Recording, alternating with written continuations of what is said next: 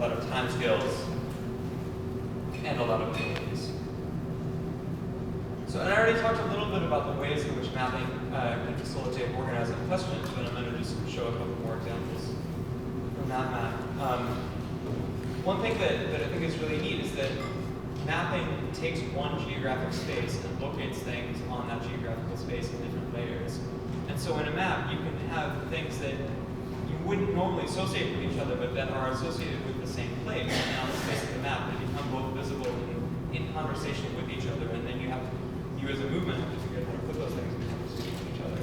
So in this map, one of the big points was to locate students and workers as having a lot of solidarity on similar issues. For example, affordable housing is a big issue for both students and workers, even though students and workers might approach that issue very differently, might not be in solidarity right now. If we want to organize them, so we put students and workers together in London looking for affordable housing. Looking at these pictures on the map. We wanted to bring in this idea that actually international students and migrant students have a lot in common with folks that are more traditionally thought about as undocumented illegal migrants. Because when you're a student, there are a lot of regulations around when you can work and how you can work. And many students are actually leading undocumented or illegal existences in their work life in the same way that somebody else who would just jump the border and is working a job for cash on the table would be. And so we brought in, for example, all the immigration detention centers and all this mechanism of policing migrants to a map about student migration to try to put those two issues in conversation. And then we also, in the process of making the map, had to answer a lot of really deep questions about what it means to be a student. On campus, what the subjectivity of a student worker is on campus and how to represent that. And within our group, we had to actually deal with a lot of sort of differences of opinion and of strategy within the group that would have been that would have held back an organizing effort in the future. So for example, we had a wide range of political strategies within the group from folks that were really autonomous to folks that were really, really classical sort of Marxist organizers and all in between. And so when we decided to organize the structure of labor relations on campus, we had people that were like, it's a pyramid. The boss is on top, the workers are on the bottom, and control flows down. And then we had people that said, well, no, it's not really that way. You know, some people have more power and some people have less, but it's not always a pyramid, it's not always direct lines.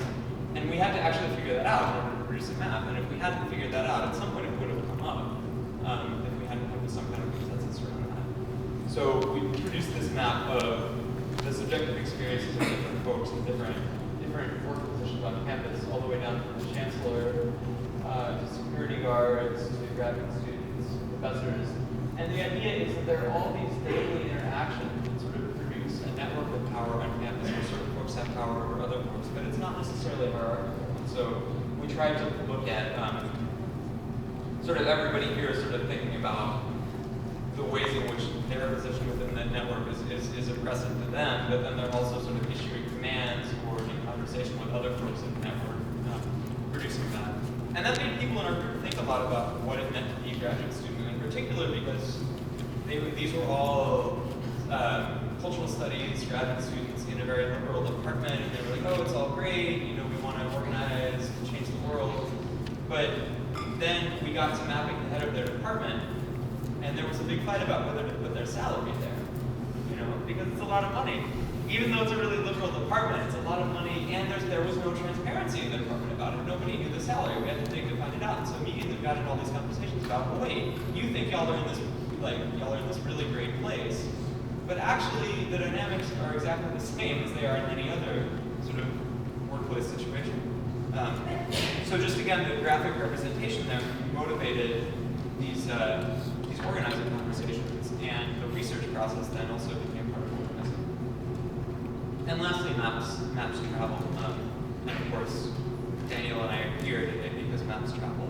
I've got some maps that y'all are welcome to take back with you, but hopefully we'll travel. But one of my professors calls this the second circuit of cartography. That you make a map and then other people draw on it, they take it other places, they cut out parts of it, they think differently than you wanted to do, or than you did. Sometimes these are not exactly the people you want reading our maps. These are undercover police agents that open an action we did that actually got hold of one of our maps and reading it upside down. So, you know, but But yeah, that happens, and it's great that it gets out there. And basically, I think that maps are particularly good for this because of the things I talked about earlier, because of the ways they incorporate visuals and text and graphics, and because maps never need to be considered finished. Folks can draw on them. You can use a map to make a new map differently, and they're really great tools for teach-ins and workshops. And so one side, in fact, of this map we produced in the UK is actually a board game, and it's a board game about what it's like to be an immigrant student in an immigrant country. And so on the one hand, it's a great tool because you can get a bunch of people together to play a game, and through playing the game, they learn a lot about the way these filtering mechanisms work, and also a lot about how solidarity might operate within the structure.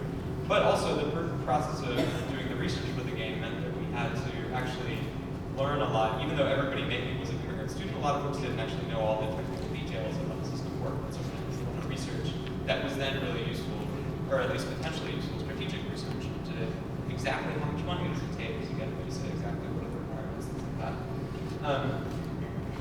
So I think I'll leave it at that, and Daniel's going to talk more about conceptual mapping, and then we'll be back to questions. I wanted to also say hey from some other members of the pre-season that couldn't be here today, and we're actually, our group, since that photo that's about a third of our group right now. Maria and Kristen and Gabrielle and two, we're doing another sort of intervention. We decided to all wear black coats as a way to disable as well as researchers. But thanks a lot for having me. I'll also be doing a workshop this afternoon where I'll get more in depth about there's a lot of other really great examples of movements doing this work, and we'll show that, and then also strategies about how you might use mapping. So if folks are interested and want to dig in more,